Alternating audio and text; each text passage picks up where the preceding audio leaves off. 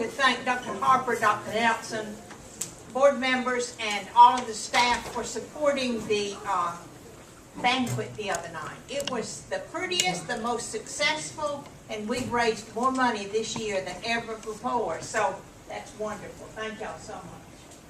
Tonight we don't have student recognitions or teachers, except we have one that the Bartow Education Foundation sponsors a project to recognize Employee of the Month. And the staff here that works on that really does a good job, and I appreciate that group of people. Tonight our category is paraprofessionals. And let me tell you, we're getting money for this one. This parapro is a teacher, but she's working as a parapro. And Donald Rucker, you know how to hire them, don't you? Mr. Rucker, if you'd come up here with your nominee, Miss Allison Engel. And this project is sponsored by Hilton Garden and Inn. And you're going to get to spend the night and have dinner for two. And listen to this, Allison. Hilton Garden and Inn in Cartersville is the Hilton Garden and Inn of the world. Now, last year they were the Hilton Garden and Inn of the United States. Did you know that, Mark? Well, I'm teaching you something. Now they're the Hilton Garden and Inn of the world. Michelle just told me that a couple of hours ago. So, honey, you be the queen when you spend the night there.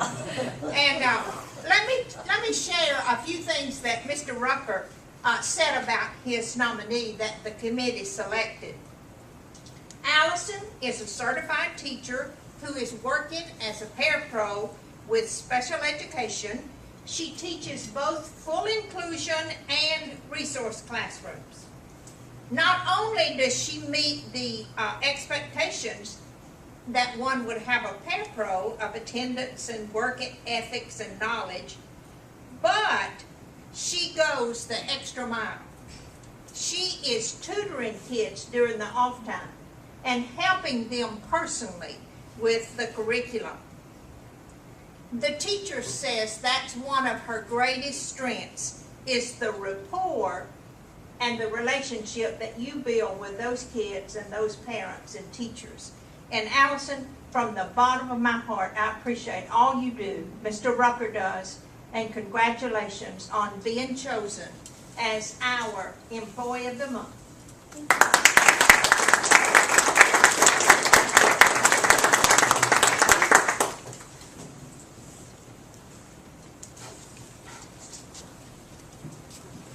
Say thank you.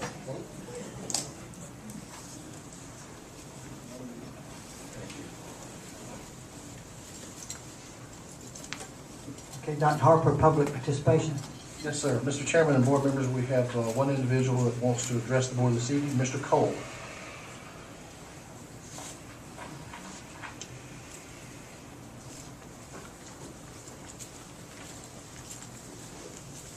Yes, I'd like to address the board about my daughter being assaulted. My daughter being assaulted by a teacher within the school system. I have a police report saying that she was assaulted by the officer. I have the doctor's note saying that the teacher did cause temporary nerve damage to my daughter. I have statements from the children that said that the teacher touched my kid, but yet the police department said there's not enough evidence to fire that teacher, so they're going to continue to let her teach. And the school system made us do this to another child. I just didn't know if the board was aware, the people was aware of what's going on inside the schools. But I can't get no help with this. It's an outrage. I'm sure if anyone else that has a child would not want them assaulted by a teacher. And they're just going to continue to let that teacher stay in school. Thank you, Mr. Cole. It's our policy, we don't respond, but if you'd be sure you leave copies of the information you have with the superintendent so he will have access to that, we appreciate it very much. The police department here has Okay, copies of this. all right, great, all right, great, thank you.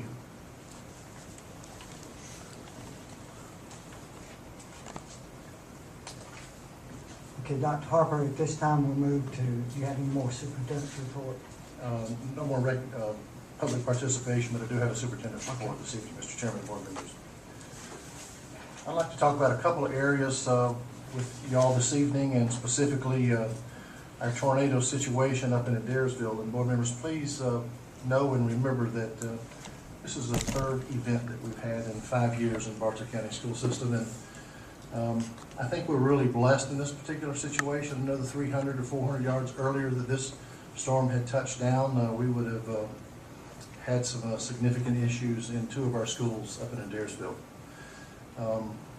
As far as preparation, I really want to talk about the entire situation with you and make sure that you understand that our principal staff does and did an outstanding job in this particular situation. We work hard to prepare for any events that occur. We do a lot of practice, we do a lot of training, we do a lot of explanation of things that we should be doing in those situations. Chief Knowles works very carefully with each of our staffs. He has put together a safety book, which we did that about 4 years ago, to give procedures for how we take care of concerns and issues in our building. I'll also address safety and security this evening, Mr. Chairman, and mention that again. As far as the response to the tornado, we came together in the district office at what we would call a command center. The cabinet came together in Lynn's office. The first we knew that we had an issue, of course, with our weather radio. That alerted us. And the procedure that we follow with that is we immediately go to the weather sites and watch it as it comes into our area. The cabinet board members did an outstanding job. They knew what their roles and responsibilities were, and I really didn't have to say much other than make sure our schools are certainly aware of what's coming. We immediately got all of our students in our hallways, and we were prepared to stay there and do what we needed to do to take care of all of our students. We fed students in the hallways because it was a significant event. And transportation, Jody Elrod and I know what we're going to be doing during these situations, as well as security and maintenance. Jody was on the scene to examine what we needed to do to get our buses in and out of the area. Dan Knowles and his staff and I were in touch with each other. Maintenance, as I went after the event up to Adairsville High School, we had numerous maintenance vehicles up there and maintenance individuals on the scene to try to take care of whatever issues that we had. We worked very carefully with local agencies to be able to take care of whatever our needs were inside of the community. We did have a concern with parents coming to our school and wanted to check out our children or their child or their children. And certainly at the height of this event, we were very concerned that they were leaving and going outside. And so you did hear initially that some of our principals were saying, gee, I don't think it's safe. Some parents did take their children, did sign them out, did check them out. Some of our parents, particularly at the elementary school, decided they would join us inside of that building. So we were very, very pleased with them doing that.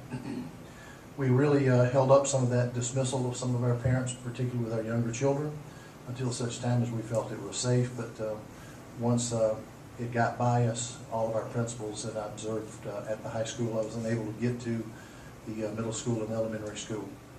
But we were releasing children through a sign-out system for our parents. Attendance, I put some information on our website about attendance for the following day. However, after that, I communicated with the principals of those 3 schools that make decisions about whether or not those students should be excused the following days.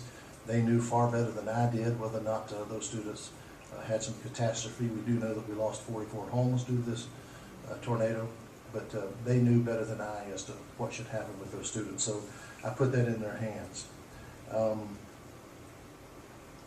We did have some concerns.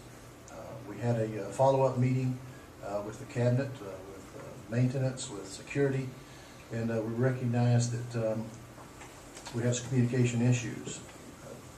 Chief Knowles and I met today to talk about what we needed to do to fix that. Essentially, once our phones went down, we had difficulty communicating from the field back to this office. I did learn that Ms. Huskins could hear me talk over the walkie-talkie, but I couldn't hear her. So we're going to put some things in place that they will make sure that regardless of wherever those events occur inside of our school system community, that that won't be an issue that we have. We talked to Mr. Elrod about a rolling command center that may help us with these events that occur, but all in all, as far as the tornado is concerned, Mr. Chairman and board members, as I communicated to you through email and through phone conversation, that I was very, very proud of how it was handled here in our command center, but then how our principals took the event very, very seriously. They took care of all of our children and did so, I believe, in a very professional and respectful manner, so we're very, very pleased with that. With regard to safety and security, the second item I wanted to discuss with you this evening, well, let me talk about some water deliveries first. Janet Queen, you're here. Mr. Chairman, Georgia Power, Jamie Hocking texted me at 2:34 in the morning and said, you have power at the high school.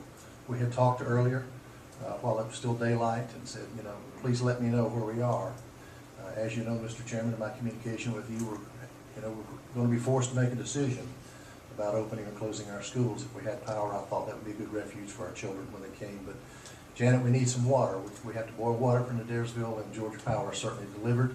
And Jamie, with the continual work that he did, I can't be more thankful to Georgia Power for the work. Janet, thank you very much. Appreciate your support as always. Also, my next door neighbor, I spoke with him, Reverend Skip Mitchell. Y'all heard me introduce him the other night as a Baptist minister. He is Adairsville Methodist Church. I said, Skip, I called him at 7 o'clock in the morning and I said, Skip, could you get some pastors together and get in our schools and try to help our children cope and deal with the concerns that we have? And later on in the day I said, Skip, we're having to boil water. Can you help us with water? So this is a CVS pharmacy truck that backed up to our loading dock and provided 432 cases of water. Our maintenance department delivered water daily to those 3 schools, so they had water to drink. And we now understand it's all clear up there. But CVS and Skip Mitchell, thank you very much. Also, Mr. Chairman, it was a very risky situation for me to talk with this next company. But it was important that the Director of Food Service and I, she's sitting right there, Pam, ended up getting our picture taken next to the Budweiser truck. Having gone through Hurricane Hugo in Charleston, South Carolina, I was fully aware that the Anheuser-Busch Corporation does provide drinking water to communities that have been hit hard and they have no drinking water. It is my understanding they provided some to the upper part of the northern coast when they had those issues there. That is a picture of our water. Each of you have been given a can of that tonight. I understand that unless it's real cool, it has a little chlorine taste to it, Ms. Sullivan, but Anheuser-Busch through Dot Frazier, who made that contact, it's going to cost her a cake or two, but she was ready to do that. They rolled up, and I asked, by the way, where's some of the other merchandise for Budweiser? She said, well, that's not on the truck. But you see a picture of us next to the Budweiser truck backed up to our loading dock in the food service department. Pam, I don't assume that our menus are going to be changing on that. Thank you. One of the things that gets very active is we never are short of information on how we're doing. But parent comments after the storm, I heard nothing but positive response from my children at Kingston Elementary, Cass Middle, and Cass High. The only complaint I heard was their backside was from sitting on the floor for so long. They had lunch in the hallways that were prepared by employees that were not taking cover during the warnings. Thank you, cafeteria staff. Our cafeteria staffs were not taking cover. They were preparing food for our children. My child said they had a picnic in the hallway at Taylorsville Elementary School. Cloverleaf Elementary teachers and staff did an amazing job during the storm. I would not trust my children anywhere else. I'm thankful for the staff at Adairsville Middle. I know it was very scary, but the children are always and will be their #1 priority. My hat's off to them. May God bless them for their stewardship. Our child came home from Willard Middle School telling me how he had a great day. Thank you, Willard Middle, for making my child feel safe. South Central Middle staff was awesome and kept my children safe. Best day ever. From children at Hamilton Crossing, I'll have to talk to them about that because they kept them safe, Mr. Chairman, board member. Thank you for keeping our precious cargo safe at Clear Creek. My kindergartner came home and said that he had the best day ever. He got to sing in the hallway. He covered his head with a blanket, pretended to be a turtle. Thanks to Ms. King and the entire Pine Log staff for making my son feel safe when I couldn't be there with him. Board members, I will tell you that we did have a practice drill, state and national drill, shortly thereafter, and I communicated with these three principals due to the issues that our students may be having at these schools, that they had practiced their drill and signed off on it. They didn't have to repeat it. My son's second grade class is in the trailers from Adairsville Elementary School. They were taken out of the trailers immediately. My son knew what could happen, but was protected by what was happening by the staff. I know God kept the school safe, but the staff at Adairsville Elementary School kept my son safe. I'll always be grateful. Those are the comments that we were able to glean from some of my parents. And again, board members, it was a very scary day for us, and I'm really thankful that our children came out safely in that. Really concerned about the students in our school system in that area that ended up with no home, but what a marvelous community that has come together in Adairsville. And Ms. Sullivan, you were at the breakfast last week, and the stories we've heard with the community coming together to try to clean up that community. And if you go up there now, you'll see that it's pretty significantly clean from the issues that they've had. Let's talk about safety and security. That part, before you go there, I think, and I've heard it from all the board members, that we appreciate the way things were handled. Everybody was quick, they were on task, you kept us informed, and it was good to know that we had plans, and those plans were put together. Yes. And the school and the staffs there implemented those plans very effectively, and it just was a good feeling to know that we did what we could to protect these children, and I appreciate what you and your staff have done. Thank you very much. I appreciate that. The highlight or the main agenda item for the principals meeting this month is the event in Adairsville to revisit what occurred there, to give them information about concerns that we have as the system and that we're going to fix and make things better for us, particularly there in communication. But thank you, Mr. Chairman, for that comment. Safety and security of our schools. What Dan Knowles has been doing and has been doing over the last few months, I've given you a document. This is just the cover page. It's called the Campus Site Assessment. And as you thumb through that document, you see that it's a multi-page document covering probably everything on side of that campus that Chief Knowles and his staff can investigate to see what concerns we have to keep our schools as safe as we can keep them. And certainly one of our biggest issues that I've talked to Chief Knowles about is access or point of entry inside of our buildings. We've worked really very hard to try to make sure that people come through our front door and they're recognized by our staff, and that they're not able to really get inside of our building without working through someone on our staff. Now, board members, I will tell you that it's not that way in every one of our facilities.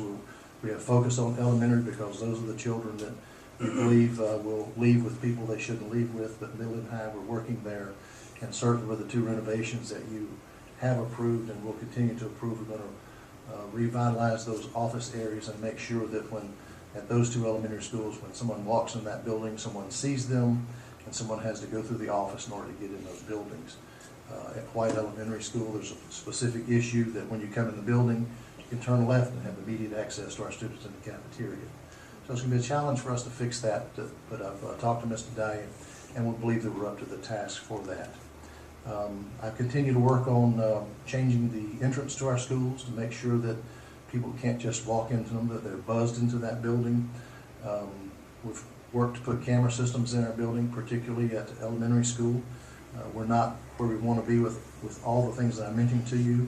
Emergency preparation, again, about 4 years ago, Dan Knowles researched and put together a very nice document that several systems are working to reproduce from us looking at any emergency issue that we will have, and it's a flip guide that all of our schools have, that if there's an issue, they go there and they get told just exactly what to do and who to contact.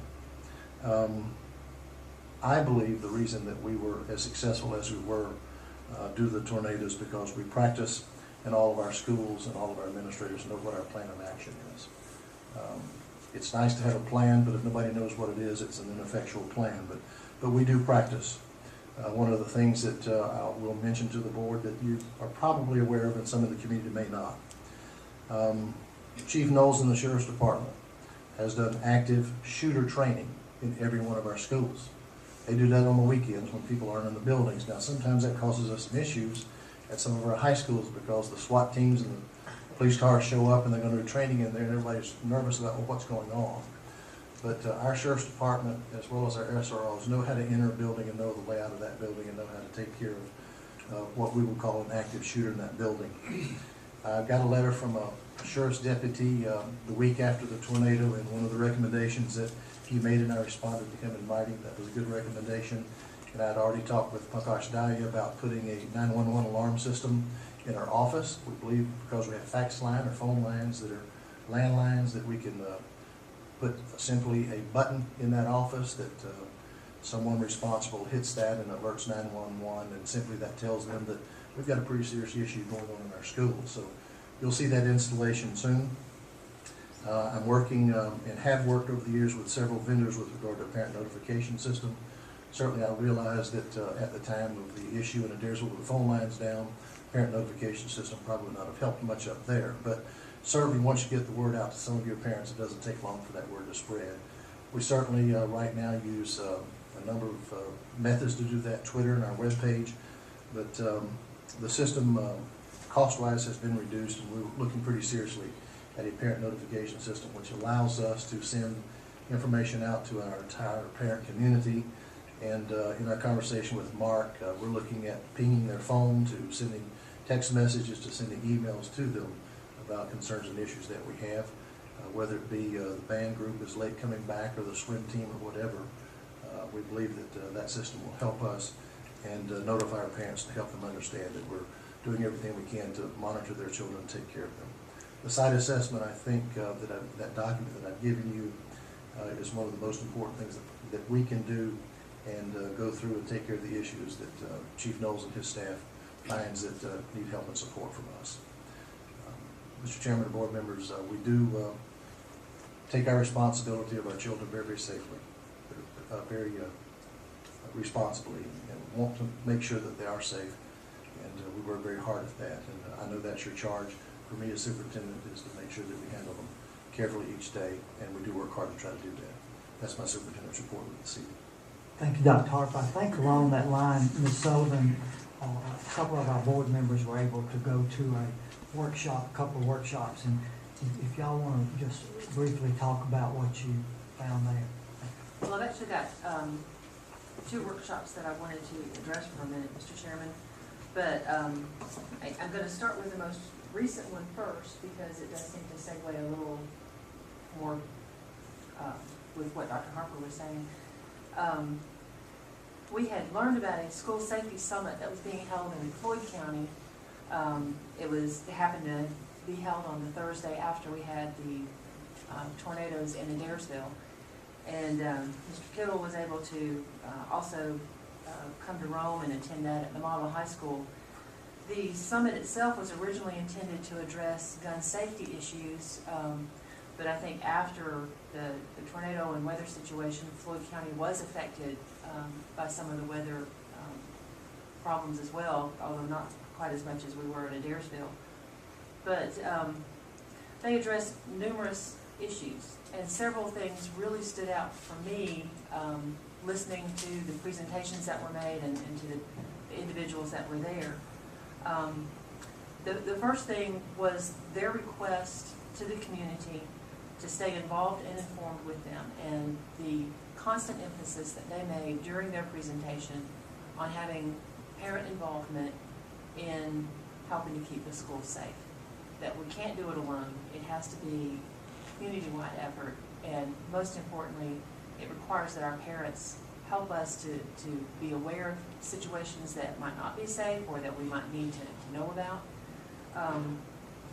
There was an emphasis on the combined effort that's made. It's not just Bartow County School or Floyd County Schools that come up with a safety plan to take care of the children in our schools, but it has great dependence upon FEMA, GMA, on city police, on the county sheriff's department, and for the school resource officers.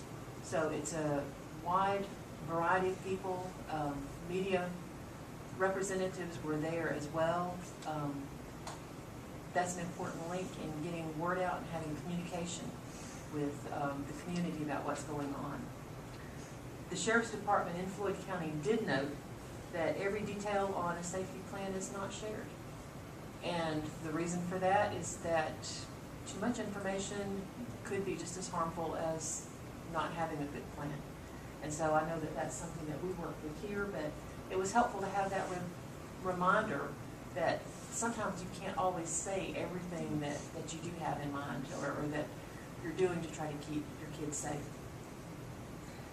And finally, I think something that we kind of forget a lot of the time is the reminder that school personnel also handle the daily emergencies at the same time that they're handling those unusual emergencies.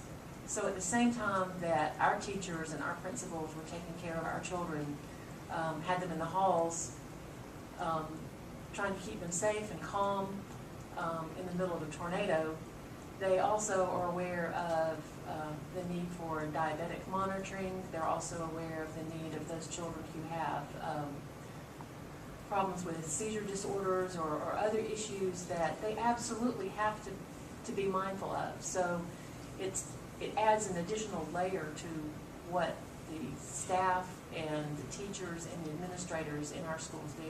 And it really is an amazing thing. Before I go on to the earlier seminar that we went to, I'll turn it over to Fred and just see if there's anything that you had to. No, I just mainly noticed the active community, which you actually see in Bartow a lot. I know Dan and everybody, in fact, I remember at Georgia Highlands, they had an activity where they had the hospital, they had everybody from the troopers, local police, sheriff, and you had the active shooter thing. And what's so different about this, it's a whole different mindset to save lives. You actually are going towards fire, which is not something that's normal. And I think in that particular scenario, I think we lost 2 sheriffs, but they did get rejected in that. But that just gives you greater appreciation for law enforcement and how this community works together. And we know in an emergency they will all come together. And it's not just, from the county that you'll have this, like in the tornado, immediately you also have the city of Cartersville come up and don't shut off the gas. Because I think they only had 3 people there and they never did a good job, but they need to get extra services. It makes you, feel like really proud of the community and able to work together and hope to see us have some kind of similar form in the community. When you're standing there in Adairsville and you're seeing sheriff's cars from Gilmer County rolling in and Floyd County and city cars from other cities, I mean, it really does bring home to you that it's not just the people that you see on a daily basis, it's people from throughout the state that come to help us. Georgia Power, although I will say, Ms. Queen, that my children were disappointed that you were quite so prompt in getting the electricity on, because they were kind of hoping to have a day off. An earlier event that I was able to attend was a GSBA-sponsored advocacy workshop in Atlanta. It was a very short, little longer than a half-day workshop, but the focus of that issue, of that workshop was just looking at the various issues that we face as school board members and serving as advocates for public education in our role. The issues are complex, they change very rapidly, they continuously evolve, and they're impacted by the current legal environment, which is not to say that the current legal environment is the environment that we're always operating in, because that changes too. There are several federal education laws that are up for renewal. The Perkins Career and Technical Education Act, the Elementary and Secondary Education Act, better known as No Child Left Behind, Head Start, and Individuals with Disabilities Education Act. I believe in most cases, these were 2006 and 2007, the last time that these acts were last updated or renewed. And so we have some very large pieces of federal legislation that are going to be impacting us and what we do in our schools.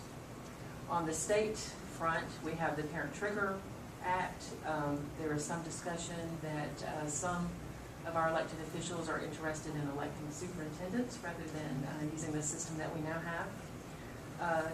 There are some changes to possibly giving administrators and teachers more leeway in discipline. The issues with gun legislation and how we handle that in our schools. I believe the one that Representative Battles had proposed is now on hold for now. It's actually up for hearing tomorrow. Is it? Yes. We have a tax credit increase, but the main key is that,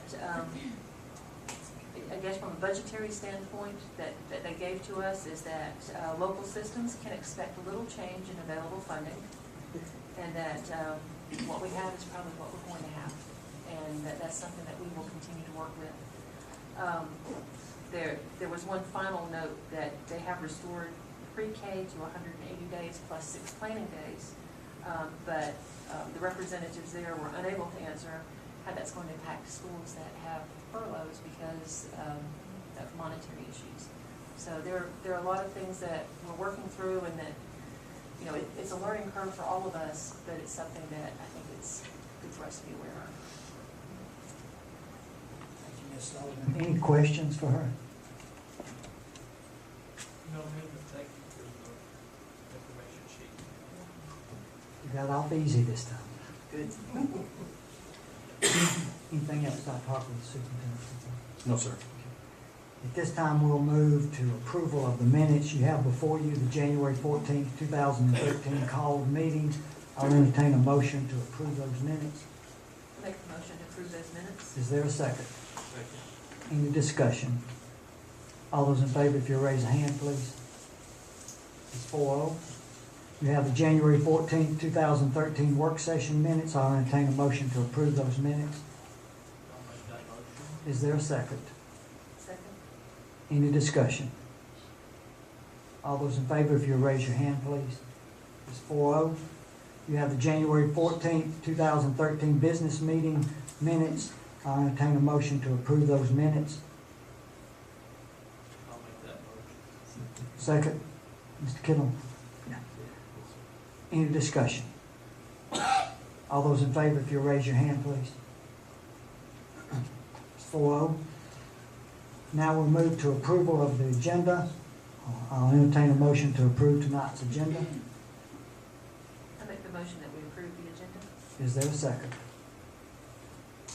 Second. Any discussion? All those in favor, if you'll raise your hand, please. It is 4-0. You have the consent agenda before you. I'll entertain a motion to approve the consent agenda. So moved. Is there a second? I'll second Any discussion? All those in favor, if you'll raise your hand, please. It is 4-0. This time I'll entertain a motion to go into executive session for personnel and attorney-client. I'll make that motion. Is there a second?